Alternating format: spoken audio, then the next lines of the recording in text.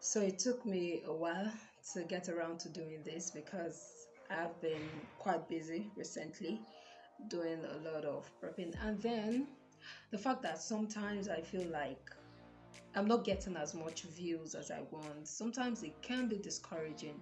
So you have to prep yourself, encourage yourself so that you can get going. But I do appreciate you. At least you are watching right now. So I really do appreciate you. And it's because of you I keep coming back to do more and more videos. Thank you so much for your consistent comments, likes. You're the best. Okay, so let's get to today's topic. Today we will be talking about prepositions. A preposition is a word that indicates the relationship between a noun and every other word in a sentence. And we will be talking about preposition of time and place today. A lot of people confuse these prepositions, and this is one of the issues, or this is one of the things I hope to trash in today's video, and I hope you would keep on watching.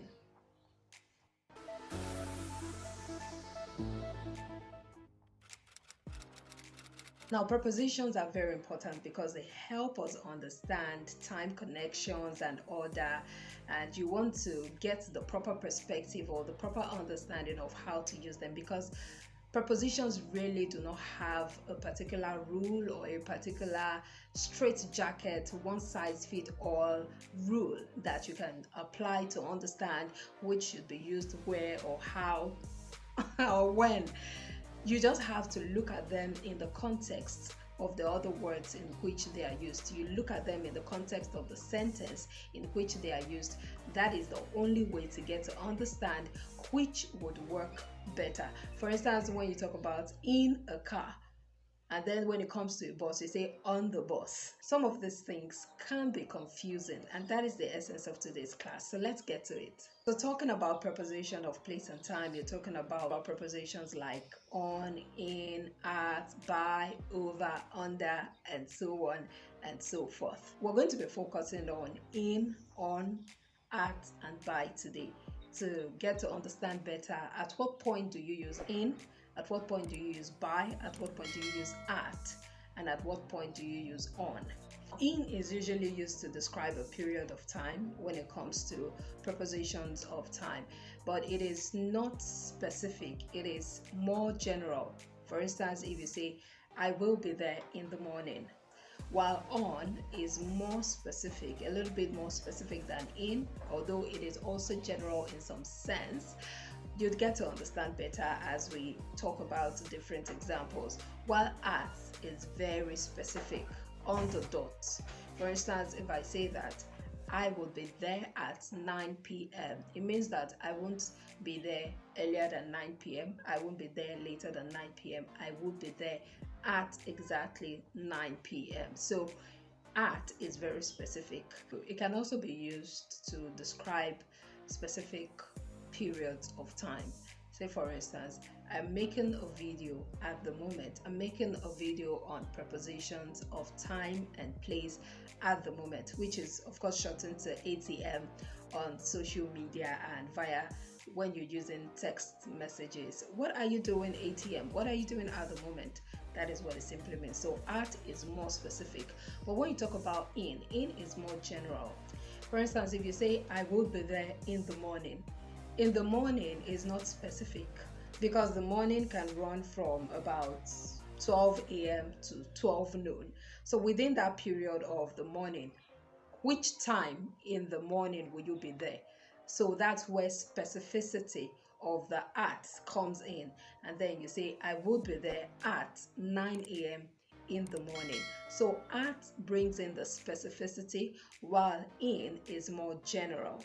And then when you talk about on can be used for days of the week. Say, I will be there on Thursday morning at 9 a.m. or I will be there at 9 a.m. on Tuesday morning. Look at these other examples. They do not display or depict any form of specificity, e.g., I was born in the 80s. When in the 80s? That's not specific. Or I will be there in a moment. What moment? How many minutes is your moment? In a mo, as it's usually said in when you want to use the short form. Now let's talk about this most commonly confused one. In time or on time, which is appropriate in what context? So say for instance, you're going to an event and you're supposed to be there before the event starts. For instance, if the event is to start at 10 p.m. and you are going to, and you're supposed to be there for 9 a.m. or thereabout, what you should use in that situation or in that scenario is we should be there in time, that is before the event starts.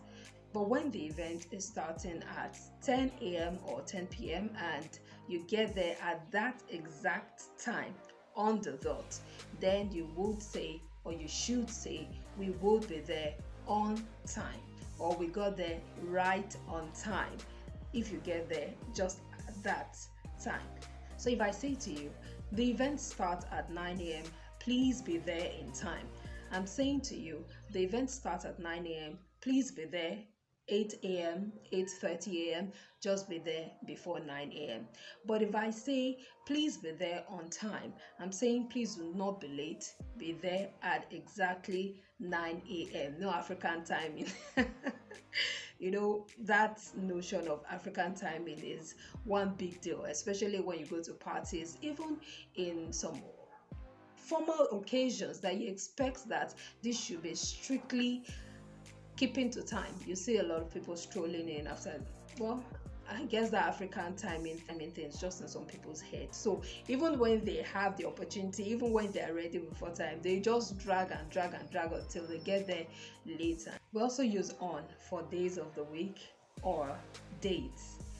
For instance, I go to work on Mondays. My birthday is on Saturday. Well, my birthday is not on Saturday. It's not until the 12th of April, but I'm saying that we use on to also describe days, and then we use it to describe dates. Valentine's Day is on the 14th of February. Christmas is on a Sunday. Or school resumes on the 20th of April. So on can be used for either dates or days of the week. So while you use on for Christmas Day, when you want to say Christmas, that is the period around Christmas, you use at Christmas. It means at the period, the days before and after Christmas. What would you be doing at Christmas? It means what would you be doing during the Christmas period, the days leading to Christmas and the days after Christmas. You know, those holidays we usually have for Christmas. Or what would you be doing at Easter? Easter is coming soon, so I know a lot of people are already making preparations, the festivities and all that. So what would you be doing at Easter? Let me know in the comment section. I'd like to be a part of the fun. Some of us don't get to experience or enjoy the holidays. We get to go to work. So I would be working at Easter. That's my Easter holiday. So I'd like to know, what would you be doing at Easter? Let me know in the comment section. Now, you may be confused also when you hear some people say on the weekend. For instance, we would be having our inauguration on the weekend. And then some people would say we would be holding our inauguration at the weekend. Now they're both correct depending on the accent. For British people, at the weekend is applicable, while for Americans it is on the weekend. So they're both correct depending on the accent you tilt towards. Oops, I almost left out the preposition by. Now by is usually used to describe the end time, or should I say the deadline of something. So I expect you all to submit your assignments to me by 2 p.m. It means that submit the assignments to me no later than 2 p.m. Or the show should end by 9 p.m. It means it shouldn't end later than 9 p.m. It can end before, just like the assignment, you can submit before 2 p.m. but ensure that you submit it on or before 2 p.m. That sounds like arriving on time, right? Yes, you're correct. Okay, now to this last one. Someone asked me recently, why do we say on the bus but then we say in the car? Now on the bus is usually so because on the bus you are not going directly to your seat. You still get that space to walk through on a bus, but in a car you get into the car and get straight to your seat. I'm trying as much as possible to make this as simple as possible so as not to confuse you. For a car, what you do is to get into the car and sit. There is no room for walking around. But for a bus, a train, a plane, or other commercial vehicles or bigger vehicles, you get to walk in and then position yourself in your seat. And so when you look at the surface area, so it's on the bus because you have to walk in, take another walk to your seat. While even if your seat is right at the driver's side, there is still a wide range of seats or a wide array of seats on the bus. But for the car, it's just perhaps the back seat and then the two seats, the driver's seat and the passenger seat. So it's in the car. There is really no large surface area or a large space you can walk through in the car. If you're a bit confused, or if you're still confused, let me know in the comment section. I might do another video specifically to address this. I hope you've been able to learn something from today's video. Thank you so much for staying with me all through. Please do not forget to like, subscribe, share, and also watch my other videos here. I'll see you in one of those videos. Bye.